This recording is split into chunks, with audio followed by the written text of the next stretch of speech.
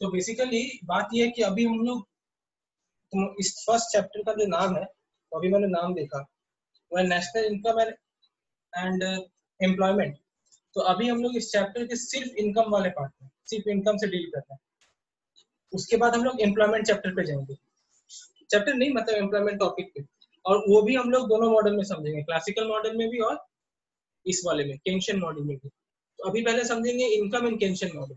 Income in वो तो समझ लिए क्लासिकल मॉडल कैसा होता है, ठीक है।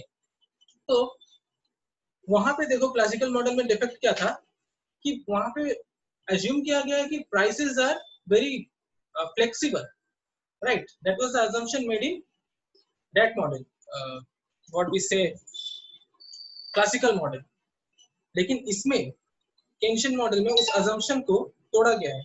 उसमें कहा गया है कि it is not that flexible as we consider it in our classical model. Okay, now what is the meaning of flexibility?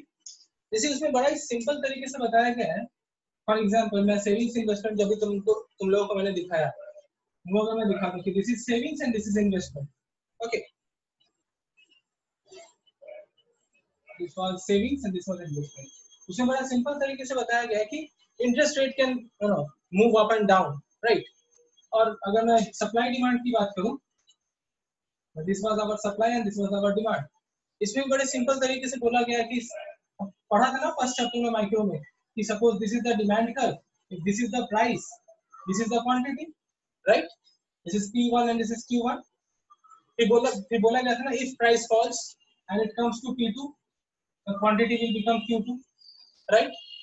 और अगर इनिशियली सप्लाई यहाँ पे रहा होता तब यही प्राइस मेरा इक्विलिब्रियम था, राइट?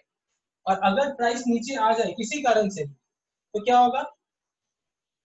सप्लाई को भी पीछे की तरफ आना पड़ेगा S1 से S2 पे टू रिमेन एट इक्विलिब्रियम, है कि नहीं?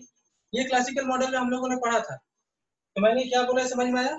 इनिशियली ये हम लोग का डिमांड कर्व था और ये सप्लाई कर्व था, राइट? प्राइस ये था और किसी कारण अगर प्राइस नीचे चला जाए यहाँ से P1 से P2 तो सप्लाई को पीछे की तरफ आना पड़ेगा, लेकिन सामने की तरफ आना पड़ेगा और वापस ये इक्विलिब्रियम एस्टैब्लिश करेगा। ये एक हम लोगों ने पढ़ा था। और दूसरा चीज जो पढ़ा था हम लोगों ने वो था कि suppose this is the demand and this is the supply, so equilibrium price is this one P1 say, okay?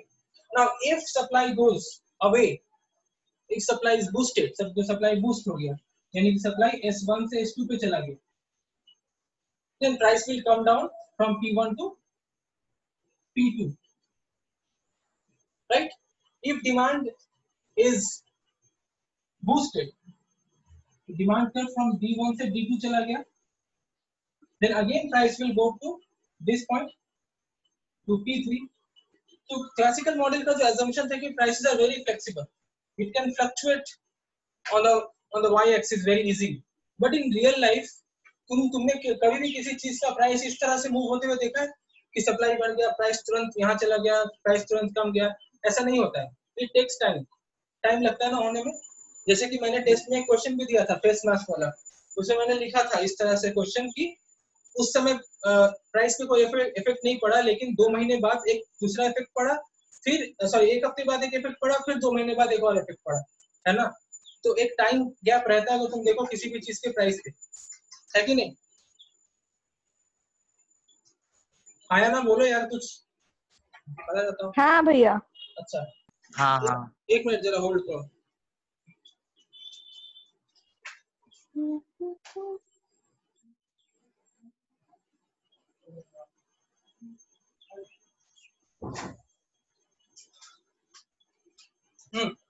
तो ये क्लासिकल मॉडल का एक फेलियर था कि इतना जल्दी प्राइस फ्लक्चुएट करता नहीं है, ठीक है?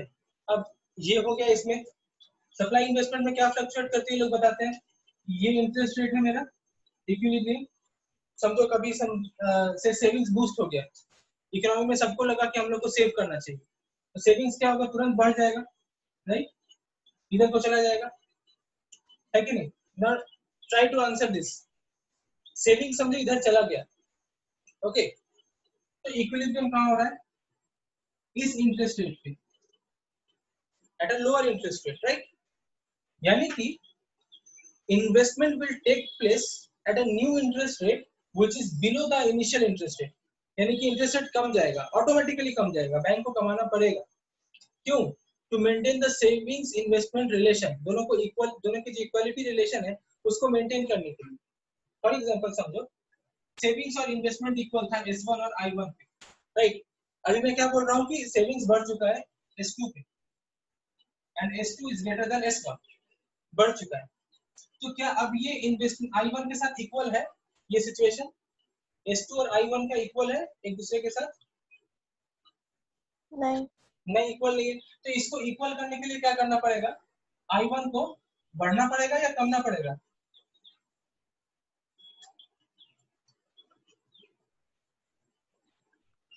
बढ़ना पड़ेगा। बढ़ना पड़ेगा क्योंकि ये बढ़ चुका है, तो इन्वेस्टमेंट को भी बढ़ना पड़ेगा। तो इन्वेस्टमेंट इंक्रीज कैसे होगा? बैंक कैसे इन्वेस्टमेंट को इंसेंटिव देगी इंक्रीज करने का? उसको लोग दिखाएंगे कि हम लोग कम इंटरेस्ट रेट चार्ज कर रहे हैं, तो इसीलिए इंटरेस्ट रेट नीचे की तरफ आया ताकि इन्वेस्टमेंट भी बढ़ सके और यहाँ पे इक्विलिब्रियम पे हम लोग पहुंच सके। अल्टीमेटली क्या होना चाहिए? सेविंग्स का ग्राफ, इनके ये सेविंग्स ग्राफ S1 से S2, ये सेविंग्स ग्राफ और ये इन्वेस्टमेंट ग्राफ मैच करना चाहिए कहीं पे, राइट? वहीं पे सेविंग्स और इन्वेस्टमेंट इक्वल होगा। और अब अभी तुम देखो पहले कितना लोन मिलता था इस अमाउंट तक, है ना, L1, अभी कितना मिल रहा है L2 पे, यानी कि ज्यादा है। ज्यादा क्यों है? क्योंकि आप लोग ज्यादा सेव कर रहे हैं, इसलिए इन्वेस्टमेंट ज्यादा हो रहा है। तो जो वैल्यू है, जो एक्सचेंज हो रहा है बैंक और कस्टमर के बीच में, वो अब ज्यादा है। पहले सिर्फ इतना वैल्यू एक्सचेंज होता था, अब इतना वैल्यू एक्सचेंज हो रहा है। तो ये कैसे स्टार्ट हुआ? कि किसी भी चीज का एक मतलब एक स्विच होता है, जो स्विच अगर मिल जाए तो वो अपने आप स्टार्ट हो जाता है। जैसे रॉकेट को एक फोर्स मिलता है तो उड़ जाता है, उसी तरह से ये जो इकोनॉमी है इसको अगर एक हल्का सा बूस्ट दिया जाए तो वो मल्टीप्लाई तरीके से काम करता है। यहाँ पे बूस्ट क्या था? सेविंग्स में इंक्रीज कर देना। किसी ने सेविंग्स को इंक्रीज कर दिया, कोई भी रीजन हो सकता है, राइट? और क्या हुआ? इन्वेस्टमेंट को अपने आप बढ़ना पड़ा to maintain the equality. Now this thing actually happens in the economy, but इतना जल्दी नहीं होता है जितना जल्दी क्लासिकल मॉडल बोलता है कि तुरंत इंटरेस्ट रेट नीचे आ जाएगा, ये तुरंत बढ़ जाएगा। It takes time. इसको यहाँ से यहाँ आने में और इसको यहाँ से यहाँ आने में महीनों लग जाता है, सालों लग जाता है। अब उस महीनों में और सालों में इकोनॉमी में बहुत कुछ बदल जाता है, राइट? इकोनॉमी में बहुत कुछ बदल जाता है। उस दौरान क्या हुआ होगा? देखो जब ये वाला इंसिडेंट हुआ, सेविंग्स बढ़ गया, इन्वेस्टमेंट बढ़ाना बाकी है। तो इन्वेस्टमेंट तो एक झटके में नहीं बढ़ेगा। इन्वेस्टमेंट बढ़ाना मतलब फैक्ट्री लगाना या किसी स्टॉक मार्केट में पैसा लगाना। अब तुम फैक्ट्री तो एक दिन में बना नहीं दोगे या एक मिनट में बना नहीं दोगे, इतनी मतलब उसमें हम लोग को समय लगता है, उसको डिजाइन करना पड़ता है, उसको प्लान करना पड़ता है। तो इस दौरान क्या होगा? अलग अलग चेंजेस होगा इकोनॉमी में, राइट? एम्प्लॉयमेंट रेट इफेक्टेड हो सकता है, या हमारा नेशनल इनकम इफेक्टेड हो सकता है, कोई section of the society affected हो सकता है। जैसे समझो अगर मेरे को फैक्ट्री लगाना है, तो फैक्ट्री लगाने के लिए एक जगह चाहिए, तो जगह कहाँ चुनते हैं हम लोग? दूर दराज इलाके में, राइट? अब जहां भी वो जगह चुनते हैं वहां से वहां के जो लोकल्स है उनको हटाना पड़ता है। लोकल्स को बोलना पड़ता है कि आप कहीं और जाके शिफ्ट हो जाओ, राइट? तो उनको कहीं और शिफ्ट करने का बंदोबस्त करना पड़ता है, और कई कई कंट्री तो करती भी नहीं है बंदोबस्त। जैसे चाइना जैसी कंट्री, वो बंदोबस्त भी नहीं करती है। उनको जब कोई मन रहता है कहीं पे प्रोजेक्ट बनाने का, कहीं पे इन्वेस्ट करने का, तो डायरेक्टली क्या होता है कि उस जगह को इवैक्यूएट कर दिया जाता है। अब लोग कहाँ जाएंगे? वो गवर्नमेंट को कोई रिस्पॉन्सिबिलिटी नहीं है। तो ऐसा तुम लोग इंटरनेट पे देख सकते हो, काफी फोटोज है जहाँ पे पूरे चारों तरफ से हाईवेज है, बस एक में घर, एक छोटा सा घर बना हुआ है। ये केस हुआ था जब एक लेडी ने अपना घर देने से मना कर दिया, तो चाइना ने क्या किया? उसका घर वहीं रहने दिया, पूरे आसपास से हाईवे बना दिया। तो इस तरह का बहुत केसेस है। तो ये सारा चीज हम लोग कंसिडर नहीं करते इसको होने में।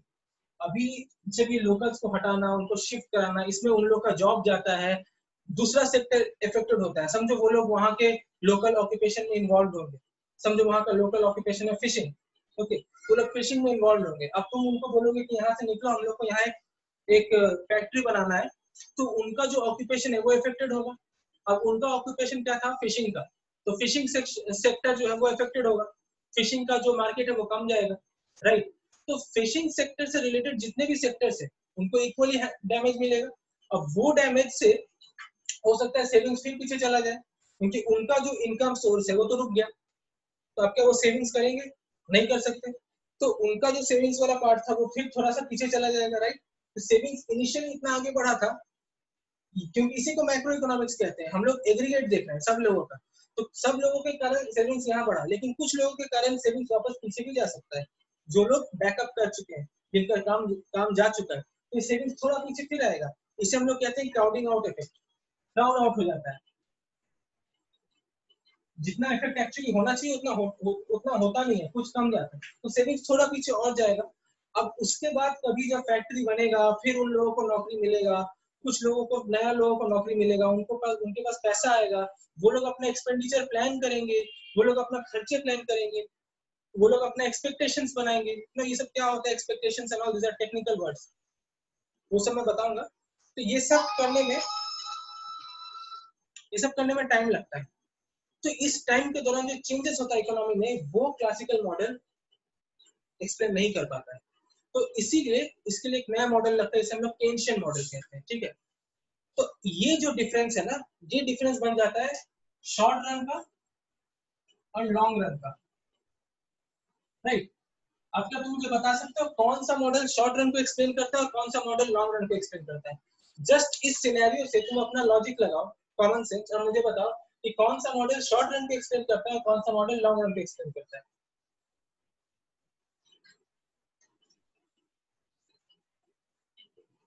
टेक योर टाइम, बताओ मेरे को फिर।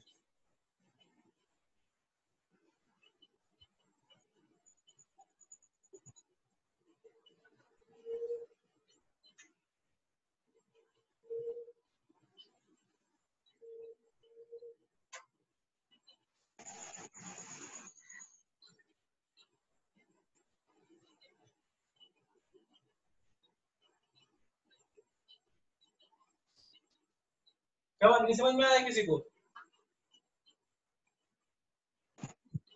केन्शियन लॉन्ग रन को करता है। क्यों टेंशन लॉन्ग रन को क्यों करता है?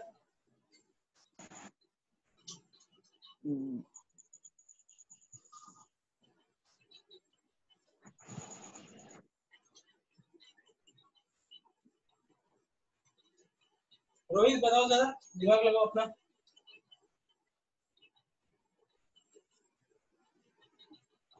नहीं पता मेरे को।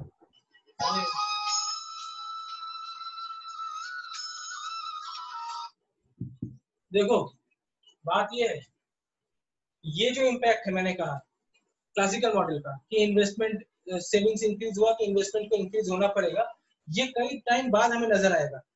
लेकिन जो इनिशियल चेंजेस हुआ वो तो तुरंत तुरंत नजर आएगा ना। किसी का नौकरी जाना, उसका एक्सपेंडिचर कम जाना, उसका डिमांड हैम्पर होना, ये सब तुरंत तुरंत नजर आता है। तो उन तुरंत वाले मॉडल को जो एक्सप्लेन करता है वो है केन्शियन मॉडल। तो केन्शियन मॉडल हुआ शॉर्ट रन मॉडल, वो शॉर्ट रन में एक्सप्लेन करता है फेनोमेनन्स को। और ये जो है क्लासिकल मॉडल, ये चीजों को लॉन्ग रन पे एक्सप्लेन करता है कि आज से 8 महीने बाद क्या होगा, आज से 8 साल बाद क्या होगा, उन चीजों को एक्सप्लेन कर रहा है। क्योंकि यहाँ पे रेट ऑफ इंटरेस्ट कम जाना, यहाँ पे देखो प्राइस का ऊपर नीचे होना, ये सब लॉन्ग टर्म प्रोसीजर्स है, इसमें टाइम लगता है, ठीक है। सोने का दाम आज है 50,000 रुपीज और उसका दाम आज से 50 साल पहले था से 1000 रुपीज, तो 1000 से 50,000 होने में उसको 50 साल लगा, राइट है कि नहीं? एक दिन में तो हुआ नहीं। तो ये फेनोमेनन लॉन्ग रन का है, जो क्लासिकल मॉडल समझाएगा तुम्हें कि सोने का दाम 50,000 रुपए से 50,000 कैसे हुआ। Okay, this thing, now let me explain this. समझो अगर मैं गोल्ड प्राइस यहाँ मेजर करूं, ये प्राइस है और ये टाइम है, मूविंग एवरेज किया ना सबने मैथ्स में, वही लॉजिक से करेंगे। तो देखो ये प्राइस है, ये टाइम है, तो समझो मैं यहाँ से 1950 से अगर मैं 2020 का टाइम लूं, अब मैं अगर गोल्ड के प्राइस को मेजर करूं तो गोल्ड का प्राइस कैसा नजर आएगा? समझो मैं रैंडम बना रहा हूँ, ठीक है, I don't know the data. इस तरह से सॉरी,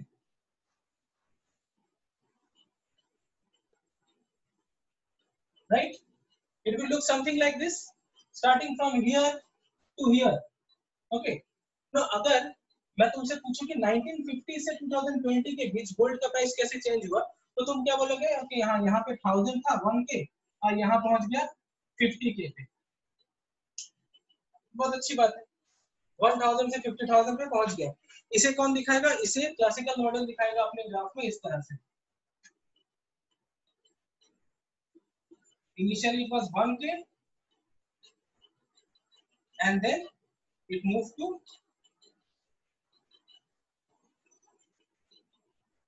50K, ठीक है, ये बढ़ गया डिमांड का ऊपर की तरफ। तो ये क्लासिकल मॉडल दिखा रहा है। अगर मैं क्लासिकल मॉडल में इसे समझने की कोशिश करूं तो ये मेरा सप्लाई था गोल्ड का, राइट, ये डिमांड था इनिशियली 1950s में, तो प्राइस था 1000। 2020 में सप्लाई वही है गोल्ड का, डिमांड बढ़ चुका है, प्राइस कहाँ जा चुका है 50,000 में। तो देख के लग रहा है कि अच्छा डिमांड बढ़ गया तो प्राइस उठ गया, लेकिन इसको होने में टाइम लगा। कितना टाइम लगा? 70 इयर्स। तो इस ये जो फेनोमेनन है over the long time period, वो क्लासिकल मॉडल इजीली बता सकता है। लेकिन अगर तुम इस फिगर को ध्यान से देखो तो यहाँ पे चेंजेस सिर्फ यहाँ से यहाँ तक का नहीं हुआ है, हर छोटे पीरियड में प्राइस जो है वो फ्लक्चुएट किया है ना गोल्ड का। तुम अगर ध्यान से देखो, बढ़ा है, कमा है, कमा है, बढ़ा है, हर समय, है कि नहीं? तो ये जो छोटे छोटे पीरियड में जो प्राइस चेंजेस हुआ है, इसको एक्सप्लेन करेगा केन्शियन मॉडल कि आखिर इस समय क्या हुआ होगा कि यहाँ पे प्राइस का ऊपर नीचे हुआ। शॉर्ट रन में, 1 घंटे में, 10 घंटे में, 1 महीने में, 2 महीने में जो प्राइस चेंजेस होता है वो केन्शियन मॉडल एक्सप्लेन करता है कि आखिर ऐसा क्या हुआ इकोनॉमी में कि प्राइस आज को गोल्ड का दाम है 50,000, कल को हो गया 59,000 या परसों हो गया 49,000। ये शॉर्ट रन को एक्सप्लेन करता है केन्शियन मॉडल। बात आया समझ में? इस ग्राफ में जो मैंने यहाँ बनाया था, मिटा दिया मैंने, सप्लाई डिमांड में, इस ग्राफ में क्या ये छोटे छोटे चेंजेस तुम्हें नजर आ रहा है? कहीं भी आया था नजर किसी को? नहीं, तो वो नजर आएगा केन्शियन मॉडल में। तो इसीलिए केन्स का मॉडल इसीलिए आया था क्योंकि क्लासिकल मॉडल कुछ चीज नहीं समझा पा रहा था, इसलिए केन्स ने अपना मॉडल लाया कि एक्चुअली क्या होता है इकोनॉमी में। अभी हम लोगों ने इकोनॉमी में बड़ा मजे से पढ़ा कि y = c + i + g, बहुत अच्छी बात है। डिमांड कंपोनेंट है, सप्लाई कंपोनेंट, दोनों इक्वेट करता है और बहुत बढ़िया है, सब हैप्पी हैप्पी लाइफ जीते हैं। लेकिन ऐसा होता नहीं है, होता है कुछ और ही, जो यहाँ देखेंगे केन्शियन मॉडल में ये एक्चुअली होता क्या है। ठीक है, चलो स्टार्ट करते हैं इसको।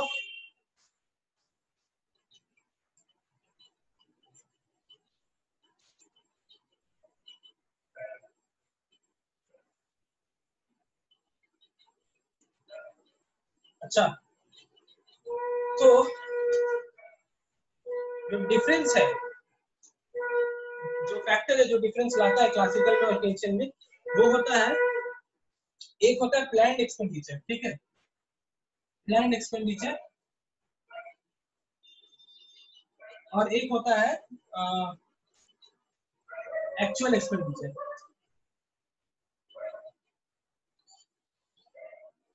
जिसे हम लोग एग्रीगेट डिमांड कहते हैं, ठीक है। क्या कहते हैं? Aggregate demand. अभी देखो यहाँ पे एक और कॉन्सेप्ट तुम लोग को समझना पड़ेगा, एक है एक्स एंटी और एक है एक्स पोस्ट। एक्स एंटी मतलब क्या होता है? एक्स एंटी मतलब पहले, जो चीज किसी एक पर्टिकुलर चीज के पहले किया गया हो, और एक्स पोस्ट मतलब वही चीज उस पर्टिकुलर चीज के बाद किया गया हो। तो एक्स एंटी और एक एक्स पोस्ट का कॉन्सेप्ट होता है। अभी इनिशियली क्या होता है ना, लोग जब कोई चीज डिमांड करना है लोगों को, यानी कि हम एग्रीगेट डिमांड की अगर बात करें तो पूरी इकोनॉमी में लोग जब डिमांड करते हैं तो वो होता है कि एक प्लान, उनका डिमांड होता है, प्लान डिमांड, कि हाँ हम इस साल ये करेंगे, हम इस साल ऊटी का ट्रिप मारेंगे, हम इस साल एक नया गाड़ी खरीदेंगे, हम इस साल नो इतना सेविंग्स करेंगे, इतना का इंश्योरेंस कराएंगे। तो लोग ये प्लान करते हैं, ठीक है। तो वो एक अलग चीज है जिसे हम लोग कहते हैं प्लान एक्सपेंडिचर। वेरी गुड, अच्छी बात है। लेकिन साल के एंड में क्या बिल्कुल सेम टू सेम चीज हर एक लोग कर पाते हैं? ये बताओ। नहीं कर पाते। सबको कुछ ना कुछ छूटता है, कुछ ना कुछ ऐड होता है कि नहीं? हो सकता है कुछ लोग कर लेते होंगे, लेकिन बहुत सारे लोग नहीं भी कर पाते हैं। और हम लोग को मैक्रो इकोनॉमी देखना है, यानी कि ओवरऑल क्या इम्पैक्ट पड़ा, कि लोग कर पाए या नहीं कर पाए। तो वो होता है एक्चुअल एक्सपेंडिचर या एग्रीगेट डिमांड जिसे हम लोग कहते हैं, ठीक है। तो सिनेरियो क्या हो सकता है? दो ही हो सकता है, एक जो प्लान किया था उससे कम और दूसरा जो प्लान किया था उससे ज्यादा। तो केन्शियन इकोनॉमिक्स ये बताता है कि ये दोनों सिचुएशन में इफेक्ट क्या करेगा इकोनॉमी को, ठीक है। एक ज्यादा और एक कम। तो प्लान एक्सपेंडिचर, अब देखो जैसे कि हम लोग 1 साल का टाइम पीरियड पकड़ सकते हैं, 6 महीने का पकड़ सकते हैं, 3 महीने का पकड़ सकते हैं। डिपेंड करता है कि ये प्लान एक्सपेंडिचर कितने दिन के लिए किया गया। प्लान एक्सपेंडिचर अगर 3 महीने के लिए किया गया हो तो हम लोग 3 महीने पकड़ेंगे। प्लान एक्सपेंडिचर अगर 1 साल का है तो 1 साल पकड़ेंगे, ठीक है। लेकिन ये स्टिल रहेगा शॉर्ट रन में, क्योंकि शॉर्ट रन और लॉन्ग रन का मेन डिफरेंस क्या है? Change of factor of production. जब दोनों फैक्टर ऑफ प्रोडक्शन वेरिएबल कर सके तो हो जाता है लॉन्ग रन। जब सिर्फ एक फैक्टर ऑफ प्रोडक्शन को वेरिएबल कर सके तो हो जाता है शॉर्ट रन, ठीक है। तो ज्यादा कॉम्प्लिकेशंस मत लाओ दिमाग में, सिंपल रखो चीजों को। जब कॉम्प्लिकेटेड लगने लगे तब मेरे को बोलो कि अब कॉम्प्लिकेटेड लग रहा है, तो मैं थोड़ा सा पाथ को चेंज कर दूंगा, ठीक है। जितना ज्यादा कॉम्प्लिकेशंस लाओगे दिमाग में वो कुछ समझ में नहीं आएगा। तो चीजों को सिंपल तरीके से समझने की कोशिश करो। Try to make everything simple, okay, alright. तो उसी तरह से जैसे एक्स एंटी और एक्स पोस्ट मैंने कहा, ये सब कुछ के साथ होता है, प्राइस के साथ होता है। X anti price, x post price, x anti employment, x post employment, ठीक है। ये कॉन्सेप्ट भी अच्छे से समझना है। तो मान लो कि इकोनॉमी में सब लोगों ने एक प्लान एक्सपेंडिचर किया कि हम लोग इतना इतना इतना इतना खर्च करेंगे, वो प्लान एक्सपेंडिचर था। तो प्लान एक्सपेंडिचर का बहुत ही पैरेलल, बहुत ही आइडियल सिचुएशन होता है कि हाँ ऐसा करेंगे, ऐसा करेंगे, वैसा करेंगे, और वो एक्सपेक्टेशंस पे बेस्ड रहता है। किस चीज के एक्सपेक्टेशंस पे? जैसे कि प्राइस क्या होगा। समझो तुमने सोचा कि इस साल मैं गोवा जाऊंगा, ठीक है। तो गोवा जाने का तुम्हारा एक्सपेंडिचर होना चाहिए, खर्चा वर्चा तुम देखोगे कितना खर्चा लगेगा। अगर 4-5 दोस्त गोवा जाते हैं तो वो खर्चा तुम किस बेसिस पे डिटरमाइन करोगे? एक्सपेक्टेड प्राइस पे। जो तुम्हारा एक्सपेक्टेशन है कि अगले साल क्या प्राइस होगा, गोवा का क्या ट्रिप हो सकता है, अब वो एक्सपेक्टेशन ऑफ प्राइस कहाँ से आएगा? पिछले साल के प्राइस से। तुम ऐसे रैंडम एक्सपेक्टेशंस तो नहीं लगा सकते, है कि नहीं? एक्सपेक्टेशंस हम कैसे लगाते हैं? अपने एक्सपीरियंस से, राइट। अब जैसे कि वो उसका गर्लफ्रेंड थी पहले, तो क्या किया था उसने, या उसने उसको चॉकलेट दिया था, टेडी दिया था, तो ये तुम फिर अपने दिमाग में रख सकते हो कि अच्छा मैं भी चॉकलेट या टेडी दूंगा तो मेरा भी कुछ हो सकता है। तो दूसरों के एक्सपीरियंस से तुम अपना एक्सपेक्टेशन बिल्ड करते हो। लेकिन क्या उसके चॉकलेट और टेडी देने से तुम्हारे चॉकलेट और टेडी देने का कॉन्सेप्ट सेम हो सकता है? या क्या कोई गारंटी है कि तुम्हारे चॉकलेट या टेडी देने से भी मान जाएगी वो? है क्या? नहीं भैया। गारंटी नहीं है। तो यहाँ पे भी क्या गारंटी है कि जो तुमने एक्सपेक्टेशन बनाया एक्सपेंडिचर का वो मिल जाए तुमको सेम टू सेम मैच करे? कोई गारंटी नहीं है, नथिंग इज श्योर। तो यहाँ पे क्या करना है कि एक्सपेक्टेशन तो करना है, प्राइस को अपने दिमाग में रखना है, जो कस्टमर करता है कि नहीं। हम लोग जब बाजार भी जाते हैं कि एक्सपेक्टेशन बना के जाते हैं कि अच्छा इस प्राइस तक मिलेगा तो लेंगे वरना नहीं लेंगे। That is our willingness to pay, जो हमारा डिमांड कर्व, जिससे हम लोग का डिमांड कर्व बनता है अल्टीमेटली, राइट। तो कॉन्सेप्ट सब सेम है, डिमांड सप्लाई सब कुछ सेम है, लेकिन यहाँ सबका नाम बदल चुका है, ठीक है। ISLM हो चुका है, ये इन्वेस्टमेंट सप्लाई, लिक्विडिटी मनी, ये सारा चीज इसमें आ चुका है। तो वो सब नाम वाम बाद में जानना, पहले लॉजिक जान लो। अच्छा, तो जो प्लान्ड एक्सपेंडिचर बड़ा इस आइडियल सिचुएशन रहता है, तुमने बड़ा ही आइडियली सोच लिया कि टेडी और ये दूंगा चॉकलेट तो मान जाएगी। तो जो आइडियल सिचुएशन है बिल्कुल सीधा होना चाहिए, तो वो बिल्कुल 45 डिग्री लाइन होता है, ठीक है। बिल्कुल 45 डिग्री लाइन हो कि ये मेरा प्लान है, okay, this is my plan, alright. Just a second.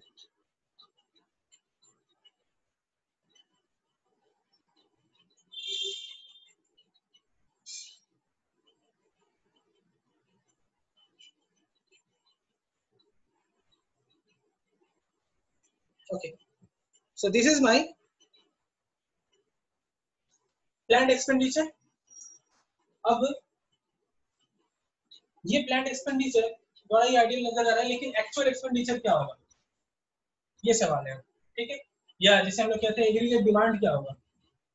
तो वो एग्रीगेट डिमांड होता है जो बाद में हम लोग बिल्ड करते हैं, जैसे y equal to c plus I plus G plus nx में नहीं लिख रहा हूँ अभी, क्लोज इकोनॉमी कंसीडर कर रहा हूँ, ठीक है।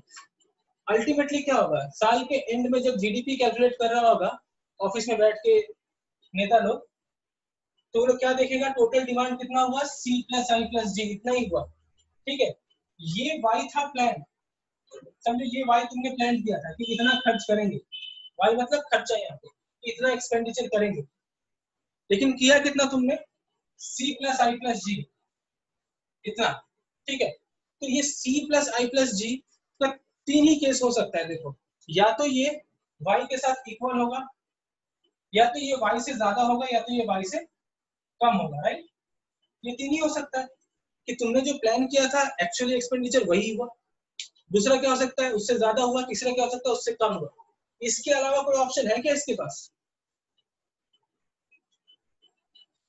इन तीन नहीं। कंडीशन के अलावा कोई ऑप्शन नहीं है, ठीक है। तो अभी हम लोग को देखना है कि क्या क्या हो सकता है।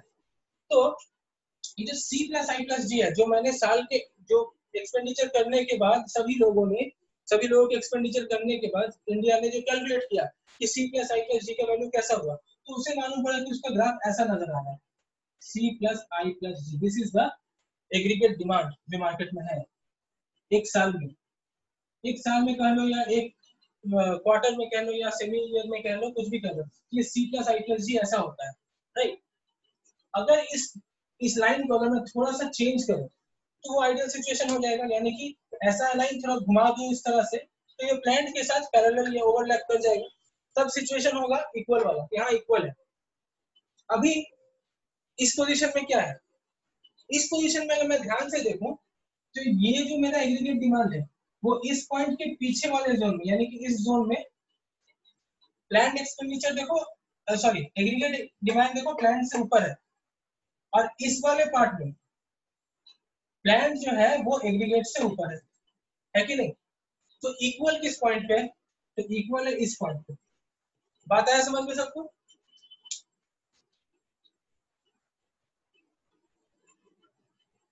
हेलो, ये चीज समझ में आया किसी को, या किसी को नहीं समझ में आया? नहीं आया। नहीं आया, कोई बात नहीं। ये हमारा प्लान था जो हम लोग ने एक्स एंटी सेंस में बनाया था प्लान, ईयर शुरू होने से पहले। अब ईयर के बाद यानी एक्स पोस्ट में क्या देख रहा है कि एक्चुअल जो एक्सपेंडिचर हुआ, ठीक है, ये प्लान एक्सपेंडिचर था बिल्कुल आइडियल, लेकिन एक्चुअली जो हुआ वो था ये वाला graph C plus I plus जी जो एग्रीगेट डिमांड था। तो ये दोनों इक्वल तब होता जब हर पॉइंट पे ये दोनों एक ही लाइन पे ओवरलैप कर जाते, यानी कि अगर मैं इस लाइन को घुमा दूं इस तरह से और ओवरलैप करेगा तब बोलेंगे कि हर पॉइंट पे इक्वल है, यानी जो सोचा था वही हुआ। लेकिन अभी क्या हो रहा है, देखो हर पॉइंट पे इक्वल नहीं हो रहा है। इस पॉइंट पे ये ग्राफ और ये ग्राफ तो इक्वल है, लेकिन इस पॉइंट के पीछे यानी कि इस वाले जोन में, ठीक है, इस जोन में क्या हो रहा है, जो प्लान किया गया था ये वाला एक्चुअल एक्सपेंडिचर उससे ज्यादा निकला, ऊपर की तरफ है ना। लेकिन इस पॉइंट के बाद जो प्लान किया था वो उससे कम हुआ एक्चुअल एक्सपेंडिचर नीचे की तरफ से। अब आया बात समझ में? हाँ भाई। अदर्स?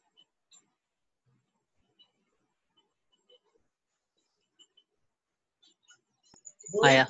आयशा,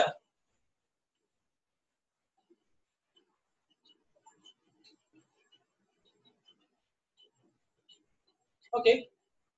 तो मैं तुम लोग को एक सिंपल सा एग्जांपल देता हूँ कि अच्छा बताओ अभी 2020 में हम लोग कौन सा पोजीशन पे, यहाँ पे या यहाँ पे, ये बताओ।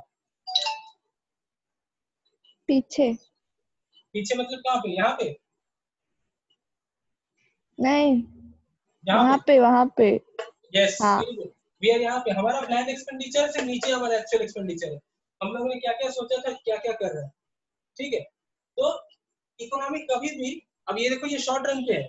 शॉर्ट रन पे क्यों है, क्योंकि कोरोना वायरस का पीरियड जो है, मतलब वो समझो कि हो सकता है कि जैसे अभी 3-4 महीने हो चुके हैं, ठीक है। तो 3-4 महीनों के लिए हम लोग से यहाँ पे थे, इस पॉइंट पे एक्चुअली, जहाँ पे जो डिफरेंस था प्लान और एक्चुअल बहुत ज्यादा था। लेकिन जैसे जैसे अनलॉक हो रहा है वैसे वैसे हम लोग इसके क्लोज आ रहे हैं ना, यानी कि जो हमारा प्लान था और जो हमारा एक्चुअल कर रहा है उसके बीच का डिफरेंसेस कम रहा है। जब इनिशियल अटैक हुआ था तो हम लोग को बड़ा झटका लगा था कि हमारा ये प्लान था, कुछ भी नहीं कर पा रहे। लेकिन जैसे जैसे लॉकडाउन खत्म हो रहा है, जैसे जैसे मतलब अनलॉक शुरू हो रहा है, वैसे वैसे हम लोग अपने प्लान के पास जा रहे हैं। हमारा जो प्लान था हम लोग वो कर रहे हैं। किसी का प्लान था अपना बिजनेस को ग्रो कराना है, वो अपने काम में जा रहा है, राइट। तो अपने प्लान एक्सपेंडिचर के क्लोज जा रहा है, ठीक है। एक पर्टिकुलर पॉइंट आएगा जो यहाँ तक चला जाएगा, यानी कि इक्वल हो जाएगा। हो सकता है कि जब वैक्सीन बन जाए, जब सब कुछ नॉर्मल हो जाए, तो लोग और जोर शोर से काम करेंगे और उनका प्लान से जो है वो यहाँ पे ज्यादा हो जाएगा, मतलब जो एक्चुअल है वो ज्यादा हो जाएगा, है कि नहीं? बात आया समझ में?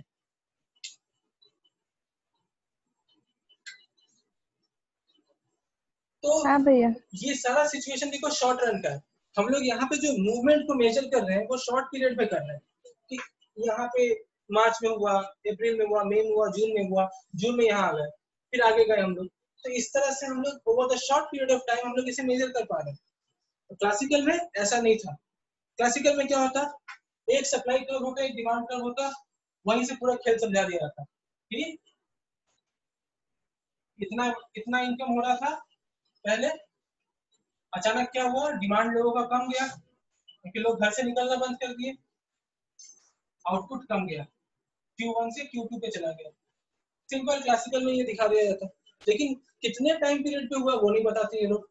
तो ये जो केंशियन मॉडल है इसे हम लोग एसकेएम कहते हैं, इस डायग्राम को एसकेएम कहते हैं, ठीक है, simple Keynesian model, simple Keynesian model.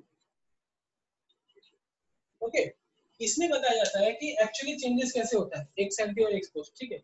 अच्छा, अभी ये सवाल ये है कि ये प्लान एक्सपेंडिचर में यहाँ से क्यों स्टार्ट कर रहा हूँ, सॉरी एक्चुअल एक्सपेंडिचर यहाँ से क्यों स्टार्ट कर रहा हूँ, ये वाला चीज इतना गैप में क्यों रख रहा हूँ, ठीक है।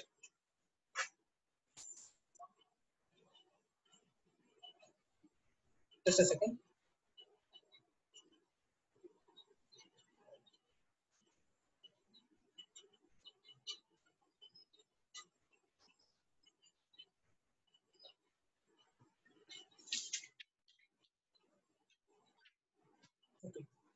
सो द क्वेश्चन इज कि इस गैप को क्यों छोड़ा जा रहा है, ओके। और ये चीज मैं नेक्स्ट वीडियो में एक्सप्लेन करूंगा। I will sending you a new link. अच्छा, मैं इसको नेक्स्ट क्लास में एक्सप्लेन करूंगा, okay, because it's too late now, 7:15 हो चुका है। तो यहाँ तक समझ में आ चुका होगा तुम लोग को, इसको घर पे पढ़ना, ठीक है। और जिन लोगों ने मिस किया, जैसे रोहित ने मिस किया और अभी विनीत और टिया ने मिस किया, उन लोग को भी बोल देना कि इसको कॉपी में लिख लो, नोट बना लो इसका, क्योंकि वीडियो देख के नोट्स बना लो और उसको पढ़ो बार बार, बिना पढ़ने से सब भूल जाओगे, ओके। तो चलो मैं रखता हूँ आज के लिए, बाय भैया। Good night.